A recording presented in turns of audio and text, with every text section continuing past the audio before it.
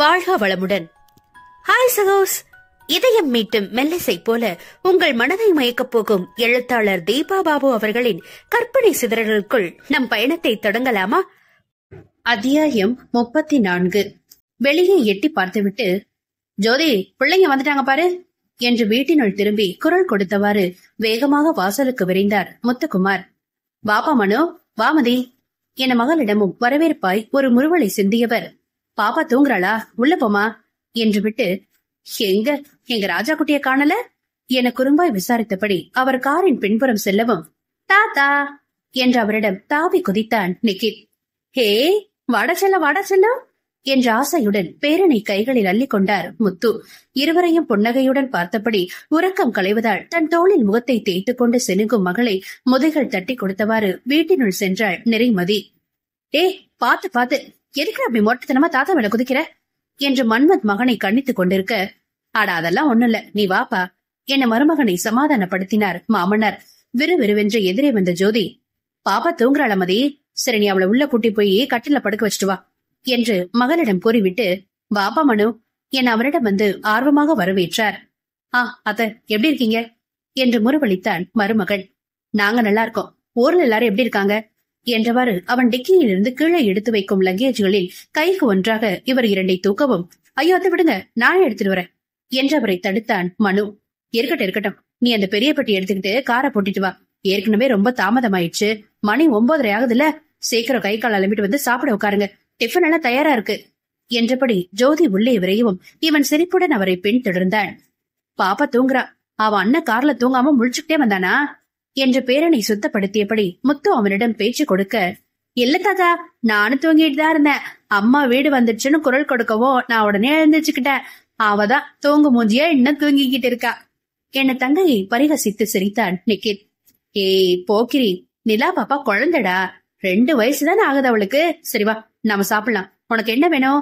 பாட்டி இட்லியும் சப்பாத்தியும் செஞ்சு வச்சிருக்காங்க. எனக்கு இட்லி தான் தாத்தா வேணும் என்று தாத்தாவின் மடியில் அமர்ந்தான் பேரன். எப்படி உட்கார் மனோ என அவனிடம் நாற்காலி ஒன்றை நகர்த்தி விட்டு, ஏன்பா பாப்பாவின் நேரத்துக்கு எழுப்பு வச்சு சாப்பிட வைக்க முடியுமா என்ற மகளிடம் திரும்பி கேட்டார் முத்து. இல்லப்பா, அவ தூங்கிட்டானா அவ்வளவுதான், சாமானியத்துல எழமாட்டா, அதுலயும் சாப்பிட வைக்கிறது ரொம்பவே கஷ்டம், அதனாலதான் அத்தை அவளுக்கும் இவனுக்கும் மட்டும் 4 சப்பாத்தி டப்பால போட்டு கொடுத்து விட்டாங்க. 7 மணி வாக்குல எப்படியோ போராடி அவளுக்கு பாதி ஊட்டி விட்டேன், இந்த துரைக்குதான் சப்பாத்தி ஆகாதுல, சாப்பிட மறுத்துட்டான் என்றவாறு மகனை ஓர வழியில் முறைத்தாள் மதி. தாத்தா, வழியில அப்பா அவங்க டீ குடிக்கும் போது நான் பால் வாங்கி குடிச்சிட்டேன், அப்புறம் பிஸ்கட்ல சாப்பிட்டேன், எனக்கு பசிக்கவே இல்ல, இந்த அம்மா சும்மா திட்டுறாங்க தாத்தா என்ற தாயை பற்றி அவள் தகப்பனிடம் புகார் படித்தான் பேரன். பிள்ளைக்கு பசிக்கலனா விட வேண்டியதானமா என்று முத்த சிபாரிசு செய்யவும் நிகித் பெருமையாய் அம்மாவை பார்த்தான். மனைவியையும் பிள்ளையையும் பார்த்து மௌனமாக நகைத்தவாறு மன்மத் உணவருந்தி கொண்டிருக்க, மதி, பாப்பாவுக்கு பால் சூடு செஞ்சு வச்சிருக்கேன், தூங்க போறதுக்கு முன்னாடி மறக்காம அவள் கலந்து கொடுத்துரு, அவ தூங்குறான்னு அப்படியே விட்டுறாத, குழந்தை பசியோட இருக்க போறா என்று ஜோதி மகளுக்கு அறிவுரை கொடுக்க ஆரம்பிக்க, அம்மா அதெல்லாம் நான் பாத்துக்கிறேன், அப்படியே உங்க பேத்தி பசியோட தூங்கிட்டாலும் அவளுக்கு பசி எடுத்தா எந்த நிமிஷாலும் எழுந்து ஆர்ப்பாட்டம் பண்ணி பாலை குடிச்சிருவா, முதல்ல நீங்க உட்காந்து சாப்பிடுங்க, மணி 10 ஆகுது என தாயை கண்டித்தாள் மதி. உணவிற்கு பின் அனைவரும் வரவேற்பறையில் அமர்ந்து பேசிக் கொண்டிருக்க, அந்நேரம் எதையோ வேண்டி கணவனிடம் விழிகளால் அனுமதி யாசித்துக் கொண்டிருந்தாள் நிறைமதி. அவனோ முடியாது என லேசாக தலையசைத்து மறுத்து மனைவியை பார்வையால் எச்சரித்துக் கொண்டிருந்தான். பேரனிடம் விளையாடியபடி இருந்த பெரியவர்கள் அவர்களின் பார்வை பரிமாற்றத்தை கண்டு குழப்பத்துடன் தாங்கள் ஒருவரை ஒருவர் பார்த்து கொண்டனர். என்னப்பா மனோ, மதி என்ன சொல்ல வர்றா, நீ அவளை தடுத்துக்கிட்டு இருக்க என மருமகனிடம் வெளிப்படையாகவே கேட்டுவிட்டார் ஜோதி.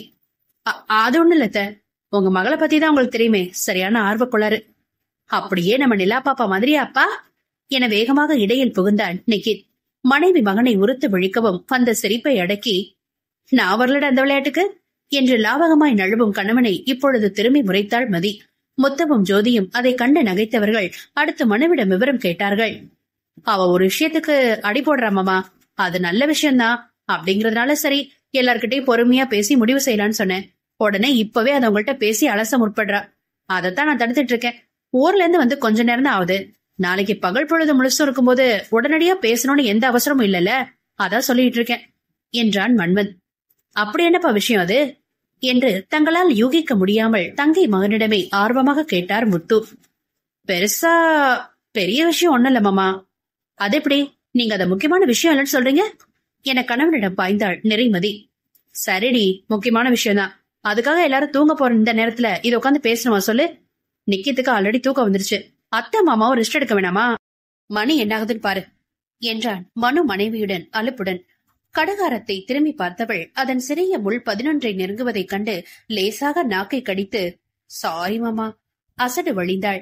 இம்முறை தன் வாய்ப்பாக மனைவியை முறைத்தவன், போய் தூங்கு போ என்று அவளை அதட்டிவிட்டு, ஓகே நீங்களே போய் படுங்க, குட் நைட் என மாமன் அத்தையிடம் இரவு வணக்கம் சொல்லிவிட்டு எழுந்தவன் மகனை பார்க்க, நான் பாட்டி கூட தான் தூங்குவேன் என்று வேகமாக ஜோதியின் கால்களை கட்டி கொண்டான் அவன். அதாண்டா எனக்கும் வேணும் என தனக்குள் உல்லாசமாக எண்ணமிட்டவனை குறுக்கிட்ட முத்து, இவன் எங்க கூடவே தூங்கட்டும், நீங்க போங்கப்பா என்றார். அரையா பிள்ளை போல் சமர்த்தாக முகத்தை வைத்திருந்தவன் சரி மாமா என அமைதியாக ஒப்புக்கொண்டு தங்கள் அறைக்கு சென்றான். கணவன் பெண்ணால் செல்ல முயன்ற மகளை தடுத்து, நீ முதல்ல குழந்தைக்கு பால் எடுத்துட்டு போய் கொடு, அப்புறம் நீ தூங்குனதுக்கு அப்புறம் அவ எழுந்து அழ போறா என்றார் ஜோதி. நல்ல வேலை சொன்னீங்க, இல்லைன்னா யார் அறகுறையா தூக்கத்துல எந்திருக்கிறது என்று சலித்தபடி சமையலறை செல்லும் மதியை பார்த்து, இவளெல்லாம் தலையில் அடித்துக் கொண்டு பேரனை தூக்கிச் சென்றார் அவர். உறக்கத்தில் நிலா சிப்பரில் தான் பால் குடிப்பாள் என்பதால் அதில் கலந்து எடுத்துக்கொண்டு நேராக மனுவிடம் வந்த மதி, இது அவள் கொடுங்க, நான் போய் நைட் ட்ரெஸ் மாத்திட்டு வரேன். தன் அலமாரியின் பக்கம் சென்றாள். மகளை எடுத்து மடியில் போட்டு தூக்கம் களைவதால் செனுங்குபவளை மெல்ல தட்டி கொடுத்தபடி பாலை புகட்டிய மன்மன் திரும்பி பார்க்க நிறைமதி தலையில் இருந்த ஹேர் கிளிப்புகளை அகற்றி கொண்டிருந்தாள். கதவின் புறம் பார்வையை செலுத்தியவன், கதவை தப்பா போடல என்று மனைவியிடம் அக்கறையாக கேட்டான். எதுக்கு? அதான் சும்மா சாத்திட்டனே, போதாதா என் அலட்சியமாக வந்து படுக்கையில் விழுந்தாள் அவள். பல்லை கடித்தவன் அவளை முறைப்பாய் பார்த்துவிட்டு பாலை குடித்து முடித்து மீண்டும் ஆழ்ந்த உறக்கத்திற்கு சென்று விட்ட மகளை மெதுவாக மெத்தையில் சுவரோரமாக அவளுக்கு மறுபுறம் படுக்க வைத்துவிட்டு சென்று கதவை தாழிட்டு வந்தான். கணவனின் எதிர்பார்ப்பை நன்கு உணர்ந்திருந்த மனைவி மகளின் புறம் திரும்பி படுத்திருந்து பொங்கும் சிரிப்பை உதட்டை கடித்து அடக்கிக் கொண்டிருந்தாள். விளக்கை அணைத்துவிட்டு வந்தவன் தனக்கு முதுகு காட்டி ஒய்யாரமாக சரிந்திருந்தவளை முரட்டுத்தனமாக பிடித்து தன் பக்கம் இழுத்தான். மாமா என்ன செய்றீங்க? என்ன செய்யறனா? ரொம்பவும் திமிரு கோழி போயிடுச்சு உனக்கு என்று பிடித்திருந்த பிடியில் இறுக்கத்தை கூட்டினான் மனு. வலிக்குது என சினுங்கியபடி அவன் கோபத்தை குறைக்கும் முயற்சியில் இறங்கினாள் பெண். அவன் முகத்தோடு இழைந்தபடி, ஆமா இதுக்குதான் மக முதற்கொண்டு மாமனார் மாமியார் வர எல்லார்கிட்ட இப்ப எதுவும் பேச வேணான்னு அவசரமா விரட்டி விட்டீங்களோ என காதோரம் குடிந்து கேலியாக கிசுகிசுத்தாள் மதி. உதட்டில் புன்னகை துலங்க, எதுக்கும் தான் என்று அவள் குரலிலேயே திருப்பி பதிலளித்துவிட்டு அவளால் மூழ்க துவங்கினான் மன்மத். முன்னிரவில் நேரமாக உறங்கிவிட்ட நிலா குட்டிக்கு அதிகாலையிலேயே உறக்கம் கலைந்துவிட புரண்டு படுத்தவள் இமைகளை கசக்கி பிரித்து அருகினில் பார்க்க அயர்ந்து உறங்கும் அம்மாவின் முகம் தென்பட்டது. அன்னையை கண்டதும் பளீரென்று முகம் வளர்ந்தவள் எழுந்தமர்ந்து மதியின் மீது லேசாக சரிந்து அவள் கன்னத்தில் செப்ப இதழ் பதித்து ஈரமுத்தம் பதித்தாள். சுகமான உறக்கத்தை விட்டு வெளிவர மனம் இல்லாதவளோ மகளை மீண்டும் இழுத்து பிடித்து அருகில் படுக்க வைத்து தட்டி கொடுத்தாள். மா முரண்டு பிடித்து அவள் அணைப்பில் இருந்து திமிரி வெளியே வந்த பிள்ளை அவளின் கண்ணம் தொட்டு எழுப்ப ஆரம்பித்தது. பேபி, அம்மாவுக்கு ரொம்ப டயர்டா இருக்குடா தங்கம், நான் தூங்கணும், நீ அப்பாவை எழுப்பு என்று விழிகளை திறவாமலை முனகினாள் நாயகி. ஒரு கணம் அம்மாவின் முகத்தை கூர்ந்து பார்த்த நிலா பின்பு சுற்றும் முற்றும் பால் விழிகளை உருட்டி பார்க்க அது தங்கள் வீடு இல்லை என்பதை உணர்ந்தவள் மெல்ல முகத்தை சுருக்கி யோசித்துவிட்டு க்ஷணத்தில் தாத்தா பாட்டியின் வீட்டை அடையாளம் கண்டுகொண்டு குதூகலமானாள். அதே உற்சாகத்துடன் அம்மாவின் மீதேறி உருண்டு பிறண்டு முகம் சுளித்த அவளின் என்கிற அதட்டலை அலட்சியம் செய்து அப்பாவின் அருகில் சென்று விழுந்தாள். தன் அருகில் எதுவோ பொத்தென்று விழுந்ததில் திடுக்கிட்டு விழித்த மனு தான் இமைகளை பிரித்து பார்த்ததில் மகிழ்ச்சி அடைந்து என்று உதட பிரித்து பச்சரிசி பற்களை காட்டிய மழலையை கண்டு முகம் கனிந்தான். வெறிந்த புன்னகையுடன், என் பப்புக்குட்டி எழுந்திருச்சியா தங்கம் என்றவாறு மகளை தூக்கி தன் நெஞ்சில் போட்டுக் கொண்டான் அவன். வேகமாக நிமிர்ந்து பா பா என்று தந்தையின் கன்னம் தொட்டு திருப்பி கதவை கை காட்டினாள் பிள்ளை. அதில் சிரித்தவன், வெளியே போணுமா என்று கேட்க குழந்தை பலமாக தலையாட்டியது. அப்ப அப்பாவுக்கு எத்தனை கிஸ் தரணும் என கண்களை சுருக்கி அவன் பாவனையாக சிந்தனையில் ஆழ, தூ என்று வேகமாக பதிலளித்த பிள்ளை அவனுடைய 2 கன்னங்களையும் மாறி மாறி எச்சில் செய்தது. என்று தன் மழலை தன் சுகத்தில் கண்கள் மூடி ஸ்லாகித்து நகைத்தவன் அவளை கைகளில் அள்ளிக்கொண்டு எழுந்தமர்ந்தான். அருகினில் திரும்பி பார்க்க மனைவி ஆனந்தமாக உறங்கிக் கொண்டிருந்தாள். அதென்ன, உன் அம்மாவை விட்டுட்டு நீ என்ன வந்து எழுப்புற என்று கண்களை இடுக்கினான். நிலாவோ திருத்திருவென்று விழித்துவிட்டு தந்தையை பார்த்து அசட்டு புன்னகை புரிந்தது. அதிலேயே தனக்கான விடையை கண்டு கொண்டவன் விஷமமாக சிரித்தான். நாம 2 பேரும் எழுந்துட்டோம்ல, எவளுக்கு மட்டும் என்னடி தூக்கம் என போலியாய் மனைவியின் புறம் ஒரு முறப்பை செலுத்தியவன் மகளிடம் திரும்பி, அம்மாவை எழுப்பலாமா என்று கேட்டு ஒற்றை கண்ணை சிமிட்டினான். அதில் உற்சாகமானவள் தலையாட்டிக் கொண்டே மதையிடம் தவழ்ந்து செல்ல இவன் மெதுவாக மனைவியின் முகத்தருகே குனிந்தான். தன் நாவை மெல்ல வெளியே நீட்டி அதன் நுனியால் அவள் செவி மடலை தீண்டி குறுகுறுப்பு மூட்ட உடல் சிலித்தவள் என்று ஒரு கையால் தன் காதை தேய்த்து சலித்தபடி மறுபுறம் திரும்பி படுத்தாள். அப்பாவின் செயலை கண்டு கிறுக்கு சிரித்த குழந்தை மீண்டும் அவனை தன் அம்மாவை நெருங்கவும் வேகமாக தடுத்து, பாப்பா பாப்பா என தன் நெஞ்சில் கை வைத்து காண்பித்துவிட்டு மதியை நெருங்கினாள். சின்ன முறுவலிப்புடன் மகளை பார்த்து இருந்தவனின் முகம் அடுத்து அவள் செய்த செயலால் பேய் அறைந்தது போல் மாறியது. பின்ன அப்பாவிற்கு தப்பாமல் அவன் பிள்ளையும் அவனைப் போலவே அம்மாவிடம் குனிந்து அவள் காதில் தன் நாக்கை நீட்டி குடைந்து கொண்டிருந்தாளே. ஏய் குட்டிமா என பாய்ந்து மகளை தூக்கி கொண்டவன், ஐயோ இவ முன்னால நீ கவனமா நடந்துக்கணும் என்ற பதற்றத்துடன் மனதில் குறித்துக் கொண்டான். அதற்குள்ளாக முகத்தை சொலித்துக் கொண்டு, சி என்னது ஈரம் என்று சுண்ட விரலால் காதை குடைந்தபடி எழுந்தமர்ந்தாள் நிறைமதி. அப்பாவும் பிள்ளையும் ஒருவர் முகத்தை மற்றவர் அப்பாவியாக பார்த்து கொள்ள இருவரையும் ஒன்றாக முறைத்தாள் அவள். இதெல்லாம் உங்க வேலைதானா என்று அவள் கோபமாக கேட்க, அதில் பயந்து பா என வேகமாக மனுவை சுட்டிக்காட்டி மாட்டிவிட்டது குழந்தை. ஓய், உன் அம்மா ஒரு பார்வை முறைச்சு பார்த்தோன்னே உடனே என்னை இப்படித்தான் மாட்டி விடுவியா என்று செல்லமாக அதட்டியபடி மடியில் இருந்த பிள்ளையை ஆசையுடன் கட்டியணைத்து முத்தமிட்டான் நாயகன். என்ற மனைவி உருமமோ சிரிப்புடன், உனக்கும் தாண்டி என்று அவளை அருகில் இழுத்து கன்னத்தில் அழுந்த முத்தமிட்டவள், குட் மார்னிங் என்றாள் மலர்ச்சியுடன். விரைந்து அவனை நெருங்கி தோள் சாய்ந்தவள், என்ன இன்னைக்கு காலையிலேயே ரொம்ப உற்சாகமா இருக்க மாதிரி தெரியுது என்றாள் கேலியாக. ஆமா பின்ன, இன்னும் 2 நாளைக்கு ஐயா சுதந்திர பரவாயில்ல, நோ ஒர்க் நோ டென்ஷன் என்று ஒரு கையால் அவளை இறுக்கிக் கொண்டான். என அவள் ராகம் இழுக்க நிலா பொறுமை இல்லாமல் அப்பாவின் பனியனை பிடித்து இழுத்து கதவை காண்பித்தாள். ஓ போகலாண்டா, மதிவா நகரு, பாப்பா அப்பவே வெளியே போகணும்னு சொன்னா என்று அவளை விளக்கியபடி கட்டிலை விட்டு கீழே இறங்கினான் மனு. என உதட்டை சுழித்து காண்பித்தவளும் இறங்கி குழந்தையை வாங்கிக் கொண்டு கொள்ளியலறை சென்றாள். காலை உணவிற்கு பிறகு மெதுவாக தாய் தந்தையிடம் விஷயத்தை ஆரம்பித்த மனைவியை பொன் சிரிப்புடன் பார்த்திருந்தான் கணவன். அப்பா, நான் ஒரு விஷயம் யோசிச்சிருக்கேன், மாமா கிட்டேயும் சொன்ன, நல்ல விஷயம்தான், ஆனா உனக்கு இந்த துறையில அனுபவ குறைவு, இதுல ஈடுபட நல்ல மெச்சூரிட்டி இருக்கணும், பல தடவை நல்லா ஆலோசிச்சுதான் முடிவெடுக்கணும்னு சொன்னாரு. நான் உடனே உங்களை மனசுல வச்சுதான் இதை திட்டமிடுறேன்னு சொன்னதும், அப்போ சரி மாமா கிட்ட பேசி அவர் சம்மதிச்சா எனக்கும் சந்தோஷம்தான்னு ஒத்துக்கிட்டாரு என்று போடகமாக பேச்சை ஆரம்பித்த மகளை பெற்றோர் இருவரும் குழப்பத்துடன் பார்த்திருந்தனர். குழந்தைகள் தங்கள் விளையாட்டில் மூழ்கி இருக்க, என்ன விஷயம் மதி, நேத்து நைட் இருந்து இப்படி பூசி மொழிகிட்டே இருக்க, வேலைக்கு எதுவும் போறியா என்று தன் சந்தேகம் கேட்டார் ஜோதி. அதே குழப்பத்தை தன் கண்களில் தேக்கி வைத்து கேள்வியாக பார்த்த தந்தையை ஒருமுறை பார்த்துவிட்டு, இல்லம்மா, சொந்தமா ஒரு ஸ்கூல் தொடங்கி நடத்தலாமான்னு யோசிச்சுட்டு இருக்கேன் என பட்டென்று விஷயத்தை கூறினாள் நிறைமதி. என்னது, ஸ்கூல் ஆரம்பிக்க போறியா என்று திகைப்புடன் வினவினார் அன்னை. ஆமா என்று விட்டு வேகமாக அப்பாவிடம் திரும்பியவள் அவரின் முகத்தில் படர்ந்திருந்த சிந்தனை கோடுகளை உற்ற பார்த்தபடி, அப்பா, இப்ப உள்ள பல பிரைவேட் ஸ்கூல்ஸ் அவங்க கடைபிடிக்கிற அந்த சிலபஸ், அப்புறம் மாணவர்களோட நலனை அலட்சியப்படுத்தி அவங்க தேர்ச்சி விகிதம், அதை மட்டுமே குறிக்கோளா நிர்வாகத்தினர் கடைபிடிக்கிற கட்டுப்பாடுகள்னு எதுவுமே எனக்குன்னு இல்ல, இங்க உள்ள பல பெற்றோர்களுக்கு வெறுப்பா இருக்கு. ஆனா வேற வழி இல்லாம அவங்களோட பிள்ளைங்களை தொடர்ந்து இந்த மாதிரி ஸ்கூல்ல படிக்க வச்சிட்டு இருக்காங்க.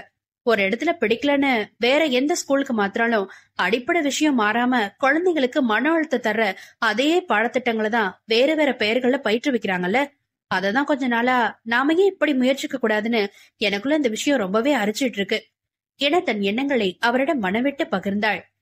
ஆமா மாமா, என்கிட்ட விஷயத்த சொன்னதுல இருந்தே எப்படா நிக்கத்துக்கு ஸ்கூல்ல லீவ் விடுவாங்கன்னு அவனை விட இவதான் இங்க வர்றதுக்கு ரொம்பவே ஆர்வமா எதிர்பார்த்து காத்துட்டு இருந்தா என்ற மனைவியை விழிகளில் கேலியோடு நோக்கினாள் மன்மன். அவள் அமைதியாக முருவளிக்கவும் தன் சிந்தனையிலிருந்து வெளிவந்து முத்து பேச ஆரம்பிப்பதற்குள் ஜோதி இடை புகுந்தார். ஸ்கூல் சரியில்லைன்னா உடனே சொந்தமா ஸ்கூல் தொடங்கணுமா? ஏன் கவர்மெண்ட் ஸ்கூல்ஸ் ஊருக்கு ஊருக்கு எத்தனை இருக்கு, அதுல ஏதாவது சேர்த்து படிக்க வைக்கலாம்ல. நீயே அதுல படிச்சு வந்தவ தானே, நல்லா மார்க்ஸும் வாங்கி காலேஜுக்கு போய் 2 டிகிரி வாங்கலையா என மகளிடம் கேள்வி எழுப்பினார் அவர். அம்மா, எங்க காலம் வேற, இப்ப இருக்க காலம் வேறமா. அப்ப எங்களுக்கு கிடைச்ச ஆசிரியர்கள் எல்லாமே தங்களோட பணியில ரொம்பவும் கடமை உணர்ச்சியோட வேலை பார்த்தாங்க, சரிவர இருந்தாங்க. அவங்க நல்லா பாடம் நடத்துனாங்க, நாங்களும் நல்லா படிச்சோம். அன்னைக்கு கூட ஸ்கூல் சரிவர பாடம் நடத்தாம மாணவர்களை தனியா வீட்டுக்கு டியூஷன் வர செஞ்சு பணம் சம்பாதிச்ச ஆசிரியர்களும் சில பேர் இருந்தாங்க. இன்னைக்கு எல்லாமே தலைகள் மாற்றம். குறிப்பிட்ட சதவீதத்தினர் மட்டும்தான் தாங்க வேலையில சரியா இருக்கிறாங்க. ஊரையும் அதில் உள்ள தலைமை ஆசிரியரோட நிர்வாகத்தையும் பொறுத்துதான் அரசாங்க பள்ளிகள் நல்ல முறையில செயல்படுதா, இல்லைன்னா ரொம்பவே ஒழுங்கீனமா இருக்குதான். அது எல்லாமே அரசாங்கத்துல நடக்கும் குளறுபடியால நிர்வாக சீர்கேட்டால குறை நேர்றதுதான். அதையெல்லாம் நாம ஒண்ணு மாத்தி அமைக்க முடியாது. ஆனா நம்மால சொந்தமா ஆரம்பிக்கப்படுற பள்ளியில நாம சரியான நிர்வாகத்தால பிள்ளைங்களை நல்லபடியா கொண்டு வர முடியும்ல என்றாள் மதி விளக்கமாக. மகளின் பதிலில் ஜோதி குழப்பத்துடன் திரும்பி கணவரை பார்க்க, நீங்க என்னப்பா சொல்றீங்க என்ற முத்துவின் அபிப்பிராயத்தை கேட்டாள் நிறைமதி. நீ சொல்ற விஷயங்கள் எல்லாம் நானும் யோசிச்சிருக்கேன் தான். கல்வி தனியார் வசம் போனதுல இருந்து மாணவர்களுக்கு அறிவை போதிக்கிற சேவை குணம் போய் எல்லாம் வியாபார மயமாயிடுச்சு. பெரும்பாலான வசதி படைச்ச நடுத்தர வீட்டு பிள்ளைங்க எல்லாம் பிரைவேட் ஸ்கூல்ல சேர்ந்ததுனால அரசாங்க பள்ளிகளுக்கு வர்ற பிள்ளைகளோட பெரும்பாலானோர் கூலி வேலை செய்யறவங்க தான். அவங்க பிள்ளைங்க தான் வந்து படிக்கிறாங்க. இதுல அவங்கள்ட்ட இருந்து வரும் தரமில்லாத வார்த்தை பிரயோகங்கள், பழக்க வழக்கங்கள்னு எதுவும் தங்க வீட்டு பிள்ளைகள் கத்துக்குவாங்களோன்னு பயந்து மீதி இருக்க அந்த கொஞ்ச சதவீதத்தினரோ சிரமப்பட்டாவது பிரைவேட் ஸ்கூல்ல கொண்டு போய் பிள்ளைங்களை சேர்த்து விட்டுறாங்க. பாக்கி இருக்க மாணவர்களோட முன்னேற்றத்து மேல இப்ப இருக்க சில ஆசிரியர்களுக்கு பெருமளவு அலட்சியம் தான் இருக்கு. அதை சீர்படுத்த நிர்வாகமும் முன் வரதில்ல. தட்டி கேட்க அவங்களுடைய ஏழ்மை நிறைந்த பெற்றோர்களும் துணிச்சல் இருக்கிறது இல்ல. இவற்றையெல்லாம் நானே கண்கூட பார்த்து வேதனையில தான் இருக்கிறேன் என்று பெருமூச்சு விட்டார் முத்துக்குமார்.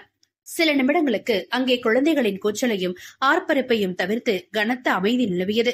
அப்போ இவ சொல்றது மாதிரி ஸ்கூல் தொடங்கலான்னு சொல்றீங்களா என்று கணவரிடம் கேட்டார் ஜோதி. இதுவரை நான் அந்த மாதிரி யோசிச்சதில்ல. ஆனா எனக்கு தெரிஞ்சு அதுக்கெல்லாம் ரொம்பவும் பொறுமை வேணுமே.